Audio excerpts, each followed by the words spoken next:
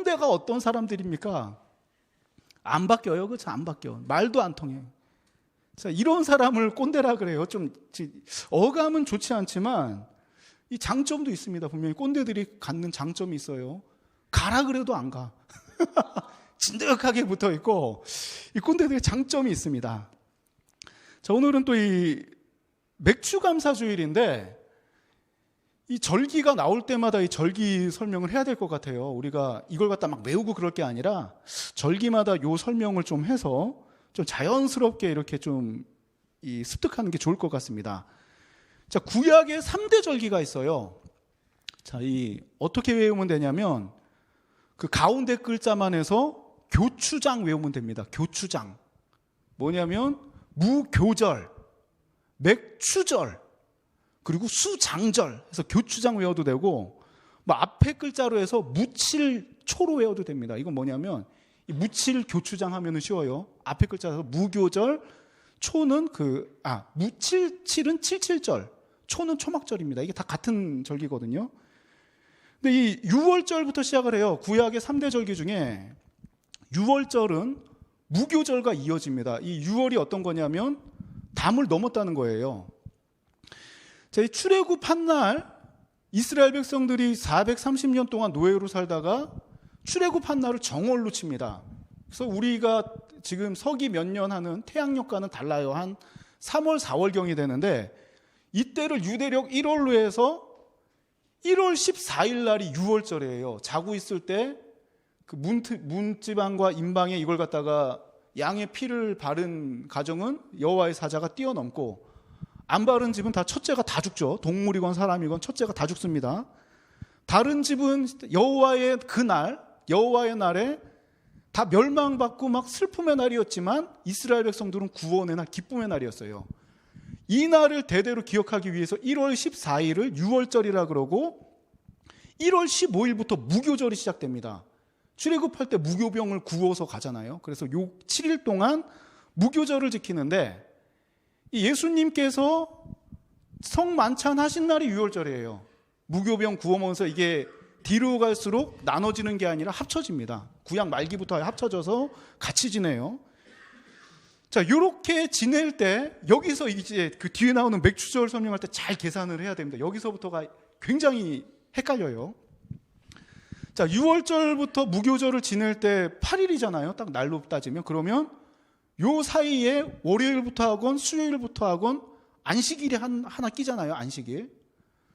그러면 안식일 다음 날을 1로 치고 50일째 되는 날이 오순절이에요.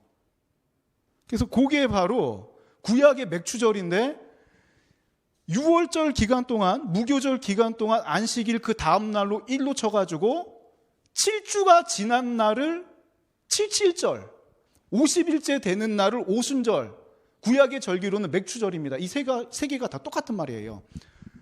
그래서 이 오순절은 무슨 날이냐면 주일일 수밖에 없습니다. 요일로 따져도요. 안식일을 기준으로 하기 때문에 주일일 수밖에 없고, 이 오순절날 신약에서는 그 사도행전 2장에 성령 강림 사건이 발생하죠. 막 불의 혀같이 성령이 갈라지는 그런 것을 보게 되죠. 그런데 원래 이 절기는 보리 추수한 첫 단을 하나님께 바치는 날이었습니다. 그래서 이 가을 추수가 아니라 봄 추수 끝난 이후에 하나님께 바치는 날을 맥추절로 지냈고, 자, 그 다음에 나오는 게 7월 15일부터 7일 동안 그 장막절을 지냈는데, 우리나라로 따지면 추석, 그리고 오늘날 절기로 따지면 추수감사절처럼 한 해의 농사를 다 마무리하고 그 작물을 갖다 바치는, 감사한 마음으로 드리는 날이 바로 이 장막절입니다. 그래서 오늘날은 이 절기를 어떻게 3대절, 구약의 3대 절기지만 오늘날 그 교회에서는 어떻게 하냐면 맥추절, 부활절, 그리고 이 추수감사절에서 우리 한국교회에서는 이 3대 절기를 기념하고 예배를 드리고 있습니다. 참, 이 따분하고 고리타분한데 들을만하죠. 이 3대 절기는 이 성경에 계속 그 반복되고, 그 이스라엘에 산다면은 성전으로 모이는 절기예요. 굉장히 중요하게 그 섬겼던, 그 지켰던 절기이기 때문에 그냥 이런 게 있었구나 이렇게 기억하시면 됩니다.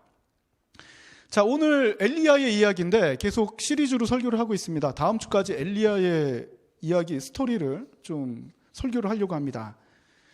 자, 지난주와 지지난주 한번 잘 생각해 봅시다.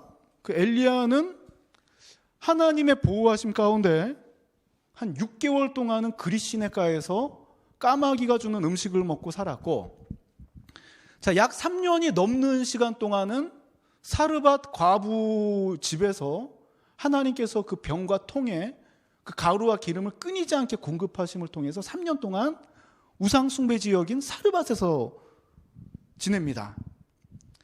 자, 요 3년 6개월 동안 이 과부 집에서 또 그릿시내가에서 어떻게 보면 은둔 생활을 한 거예요. 하나님의 보호하심 가운데 은둔 생활을 했습니다. 왜 은둔 생활을 했느냐? 지금 이 3년 6개월 동안 아합과 이세벨이 하나님 선지자들을 다 잡아 죽입니다. 그래서 이 아합 왕의 국내 대신 오바댜는 어떤 일을 하냐면, 이 사람은 그래도 이 신랑이 좀 남아있는 사람이었어요. 그래서 선지자 100명을 갖다가 50씩 따로 굴에 숨겨줍니다. 혹시나 이쪽이 당하면 50명이라도 건질라고 50씩 따로 그 숨겨주고, 다른 선지자들 다 발각되는 대로 다 죽습니다. 자, 제가 이 3년 6개월의 기간이 엘리야의 그 훈련 기간이라고 한 이유가 바로 오늘 그 갈멜산에 등장하는 사건 때문이에요. 이 갈멜산 대결인데, 자, 이게 어떤 내용이냐면 오늘 본문에 나오죠. 은둔 생활을 마무리하고 엘리야는 당당하게 아합 앞에 갑니다. 지금 다 죽이고 있거든요, 선지자들을. 그런데 뭐 그런 거 상관없어요. 그냥 갑니다. 하나님께서 가라고 하니까 가요. 그 18장 1절에서 하나님의 말씀에 순종해서 저 사람이 날 죽이든 말든 믿음 하나로 나아갑니다. 그리고 하는 말이 당당하게 제안합니다. 자, 니네 선수는 누구냐면 바알 선지자 450명하고 아세라 선지자 400명 불러 모아라. 나는 여호와의 하나님 대표로 내가 선수로 나가고, 니네 쪽에서는 그 850명 불러다가 소 한 마리씩 놓자. 룰은 각각 제단에 송아지 한 마리씩 올려놓고 각자 신에게 기도하자. 그래서 불이 붙으면 이 바알 신이 그 폭풍과 자연을 주관하는 신이라서 번개 한번 빡 치면 불 나잖아요. 바알 선지자들 되게 자신 있었을 겁니다. 기도해서 불 붙는 신 진짜다. 이스라엘 백성들도 다 모아라. 둘 중에 진짜 신이 누군지 한번 대결을 하자. 담대하게 말합니다. 자, 우리는 믿음이 있기 때문에 이 말 들으면 엘리야 대단해 보여요. 근데 여기서 잠깐 신앙을 쏙 빼고 세상적인 관점으로 한번 엘리야 한번 봅시다. 세상적인 관점으로. 자, 신앙 빼고 믿음 빼고 엘리야 봤을 때 엘리야 어떤 사람입니까? 아무도 몰라주는 사람이에요. 하나님 믿는 선지자라는 사람인데 지금 시대는 안 맞는 사람이에요. 그렇죠? 그리고 당시 시대상을 봤을 때는 부끄러운 직업, 도망치는 직업입니다. 제대로 일도 못하고, 세상 풍토가 그러니까 일도 제대로 못하고, 뭐 하는 거야 저거, 이런 식이에요. 저거 뭐 하는 거야, 아마 이런 우습게 보는. 자, 시대에도 뒤떨어진 사람, 옛날 고리타분한 관습을 지킵니다. 과거 이스라엘이 섬겼던 여호와를 따르는 그야말로 한물간 꼰대예요, 꼰대.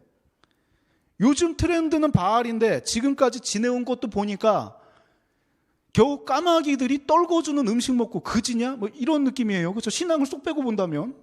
그리고 야, 그거 떨어지니까 어떻게 과부 집에 가서, 부끄러웠나 보지? 과부 집에 가가지고 숨어가지고 3년 동안 벼룩의 간을 빼먹지 그걸 빼먹고 있냐? 세상은 모르잖아요. 그렇죠? 딱 엘리야 봤을 때 딱 그 상황입니다. 치다 묻혀가지고 도망을 쳐도 성전이나 이런 데 도망친 게 아니라 우상 숭배 지역 봐라, 여기 봐, 여기가 살 곳이지, 사르밧까지 와가지고 그렇게 숨어 살다가 나온 찐따 같은 사람.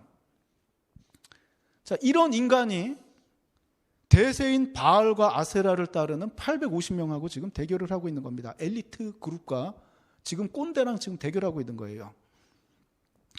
자, 바알 선지자들이 26절을 보니까 주문처럼 기도문을 냅니다. 바알이여 우리에게 응답하소서, 바알이여 우리에게 응답하소서.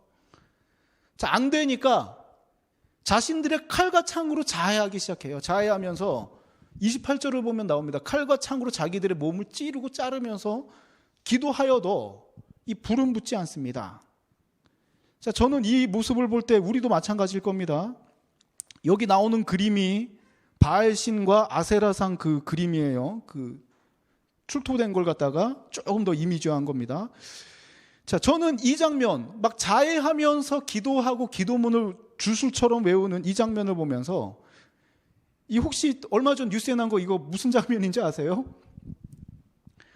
인도에서 코로나 치료한다고 지금 소똥 바르고 있는 겁니다.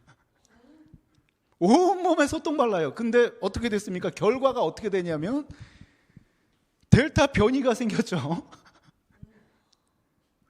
우리가 볼 때 얼마나 우매한 짓입니까? 코로나 치료한다고 소똥 바른다. 이거 되게 우스운 거잖아요.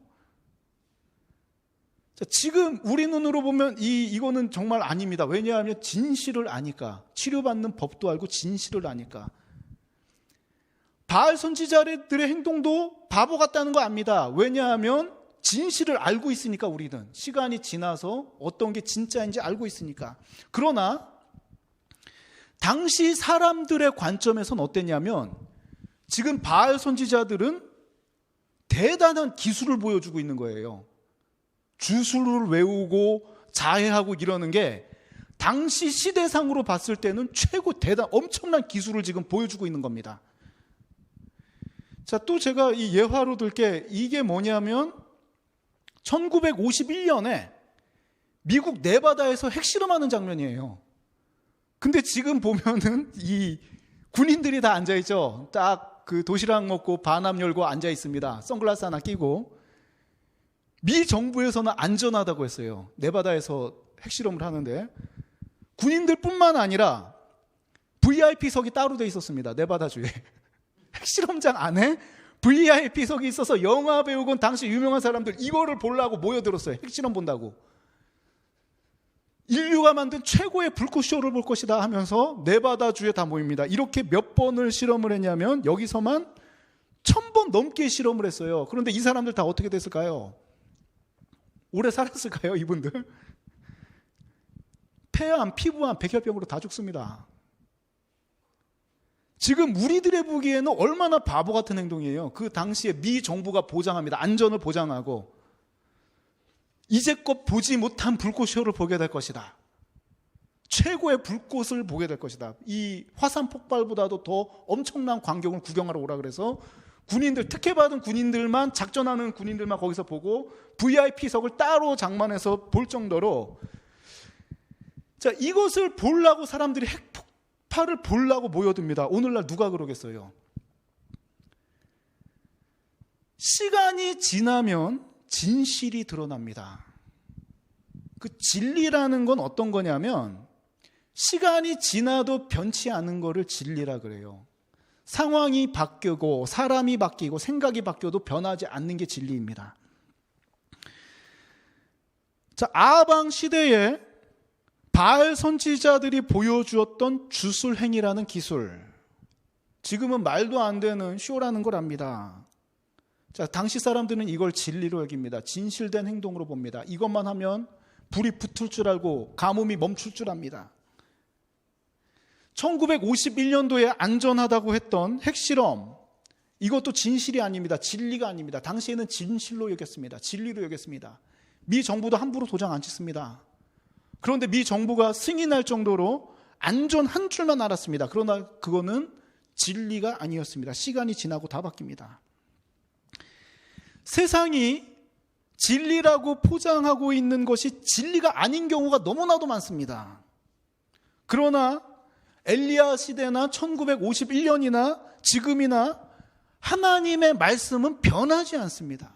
그래서 진리라고 하는 거예요. 자, 이 꼰대 선지자 엘리야가 3년 동안 하나님의 훈련을 받은 후에 이 850명 앞에서 당당하게 하나님께 기도합니다. 자, 30절에 나오는, 오늘 성경 본문을 제가 화면으로는 못 정리했는데 18장 30절에 나오는 엘리야가 그 수리한 여호와의 제단이죠. 이 제단은 원래 여호와의 제단이 있던 자리인데 세상 사람들이 다 무너뜨린 거예요. 우상 숭배한다고. 자, 이 제단을 갖다가 엘리야는 다시 쌓습니다.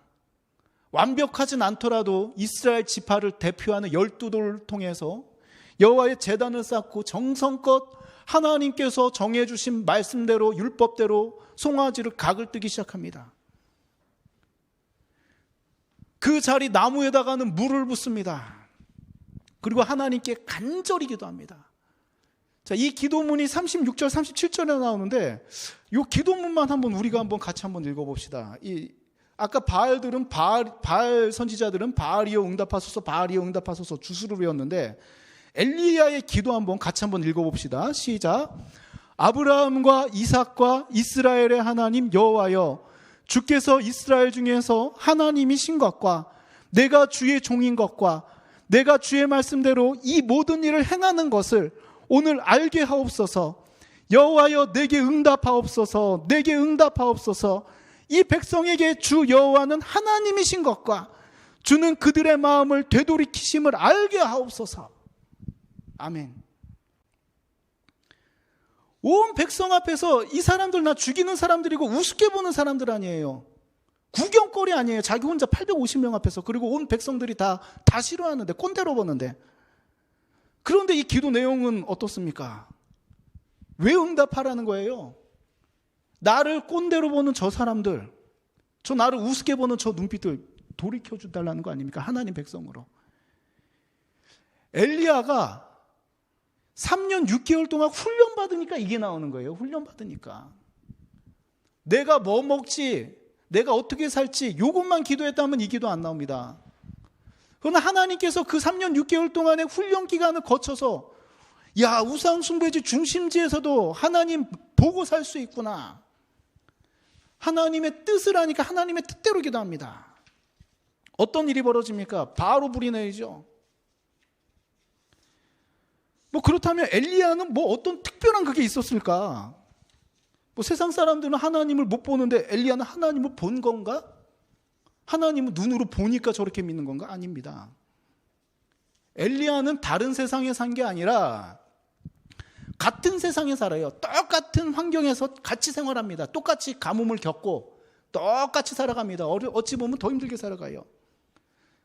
엘리야가 달랐던 게 있다면 마음이 향하는 곳이 다른 겁니다. 시선이 다른 거예요. 이것을 오늘날 교회에서는 마음의 중심이라고 합니다. 사람들의 마음은 최신 트렌드를 따라갑니다. 오늘날도 마찬가지잖아요. 헤어스타일이나 옷 입는 것뿐만 아니라 직업도 계속 바뀌잖아요. 선호하는 직업도. 아이들의 장래 희망 바뀌잖아요. 저 때는 대통령이나 과학자였다가 그 다음에는 조폭이었던 적이 있습니다. 하도 그 드라마들을 너무 멋있게 잘 만들어서 친구 영화 나왔을 때는 장난 아니었어요. 중고생들 다 조폭 된다 그러고. 지금은 얼마 전에는 걸그룹 아이돌 된다 그랬다가 지금은 다 프로게이머 유튜버 된다 그럽니다. 사람들의 마음은 트렌드를 쫓아갑니다. 의사가 될까 뭐가 될까 직업까지도 다 트렌드를 따라갑니다. 마음도 트렌드를 따라갑니다. 그러나 엘리야의 마음은 어디를 향합니까? 끝까지 하나님 붙듭니다. 하나님을 향해 갑니다. 여러분들도 엘리야처럼 당당하게 외치십시오. 나 교회 집사다. 나 그리스도인이다. 나 예수 믿는다. 이게 뒤처지는 겁니까? 예수 믿는다는 게 창피한 거예요? 저도 한때는 그렇게 생각했어요. 예수 믿는다는 걸 감추려고 그랬습니다. 그런데 요즘은 당당하게 말합니다. 저는 뭐라 그러냐면 나는 장로교 목사라 그래요. 장로교 목사다. 제일 말이 안 통하는 장로교 목사라고 합니다. 다른 목사님들은 융통성도 있어요. 술도 마시는 교단도 있고 잘 놉니다. 그런데 장로교 목사는 안 그렇습니다. 그래서 나는 자신이 있어요. 뭐가 자신 있냐면 10년 뒤, 20년 뒤, 내가 죽고 나서 100년 뒤 너희들, 당신들의 삶은 모습이 바뀌고 행동이 바뀌고 마음이 당신들은 변할지라도 나는 안 변한다. 왜? 나는 진리를 따라가려고 노력하는 사람이니까. 아직 100% 안 되고 10%인지 20%인지 몰라요. 그렇지만 내 마음의 방향만큼은 하나님을 따라간다는 그 마음이 있기 때문에 나는 확실합니다. 이 길이 하나님께서 말씀하신 구원의 길이고 이 길이 좁더라도 하나님께서 축복하시는 길임을 알기 때문에 내 눈에는 당장 지금 힘들고 어려울지라도 이 길 가는 게 맞거든. 힘들어서 그렇지.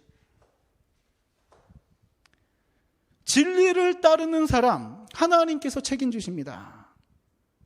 지난 한 주간 엄청난 갈등이 있었어요. 지난 한 주간 일이 다 꼬였습니다. 일이 뭐 제일 사랑하는 아내랑 싸우고, 그것도 이 상대가 잘못하면 덜 그래요. 근데 내가 잘못해서 싸우면 얼마나 힘든 줄 압니까 그게. 근데 참 재밌는 게 가정에서 이런 일이 있으면 세상 일 다 한대요. 그렇죠? 다른 분들은 다르나? 가정에서 문제인데 밖에서 풀면 문제가 돼요. 그런데 가정에서 사랑하는 사람하고 보통 싸우는 거 별거 아닌 일로 싸우잖아요. 근데 큰 일로 싸우면 또 마음이 힘듭니다. 그런데 이 감출 수는 있습니다. 밖에 나와서 웃을 수는 있어요. 근데 마음이 힘들다 보니까 이 40대 가장으로 현실을 보게 됩니다. 하나님 말씀만 보고 믿음만 쫓았던 사람이 현실을 보니까 마음이 바운스 합니다.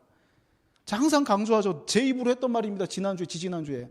복잡할 때는 간단해지라고 하나님만 찾고 기도합니다. 그런데 기도도 안 됩니다. 그럴 때는 어떻게 해야 되는가? 다 스톱합니다. 그냥 스톱하고 엎드려 있는 거예요. 스톱하고 엎드려 기다립니다. 하나님의 뜻을. 기가 막히게 채워주시더라고요. 기가 막히게.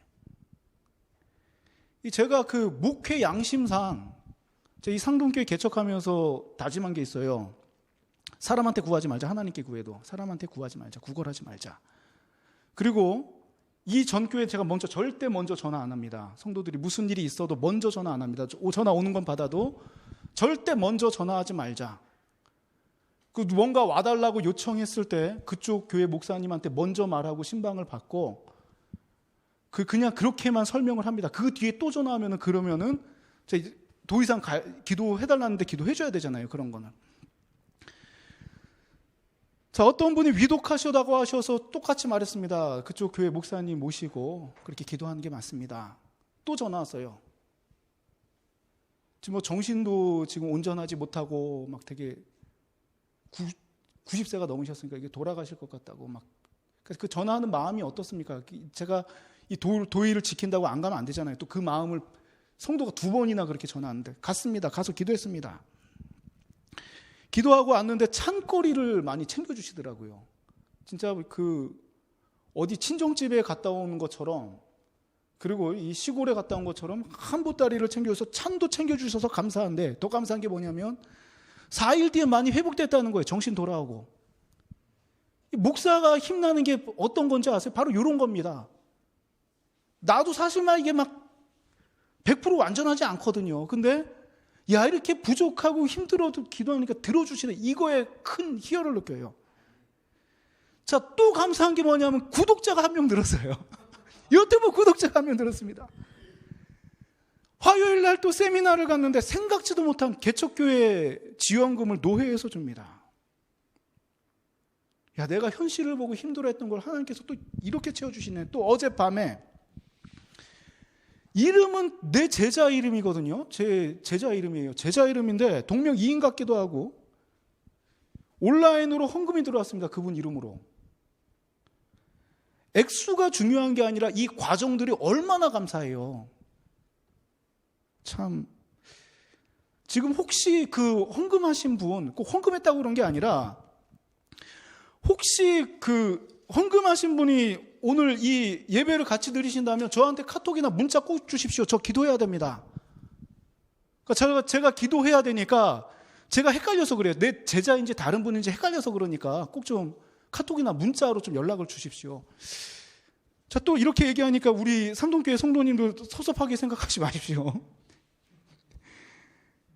참, 여러분들이 제일 귀한 동역자고 헌금도 제일 자주 하고 저 액수가 중요한 게 아니라고 했어요. 횟수로 보면 여러분들이 제일 그래도 옆에 피부같이 이 기쁨과 고통을 같이 느끼는 분들 아닙니까?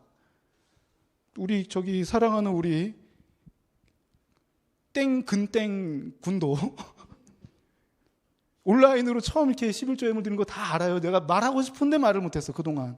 왜냐하면 자식 자랑 안 하잖아요. 부모님들이 자식 제일 사랑해도 자랑 안 하잖아요. 그렇죠? 그런 마음입니다. 그래도 가장 사랑하는 존재가 자식인 것, 그런 비슷한 마음이에요. 세상 사람들은 이 예수 믿는 기쁨을 모릅니다. 예수님을 몰라요. 그래서 우리를 답답하게 봅니다. 그렇다고 우리가 세상의 트렌드에 맞춰 살 것인가? 그게 아닙니다. 믿음의 꼰대가 되십시오.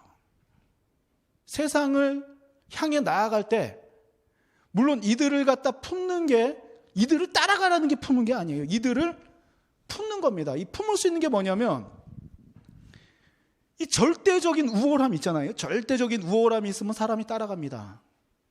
절대적으로 내가 남자들 사이에서는 절대적으로 주목이 세잖아요. 절대적으로. 그러면 따라갑니다.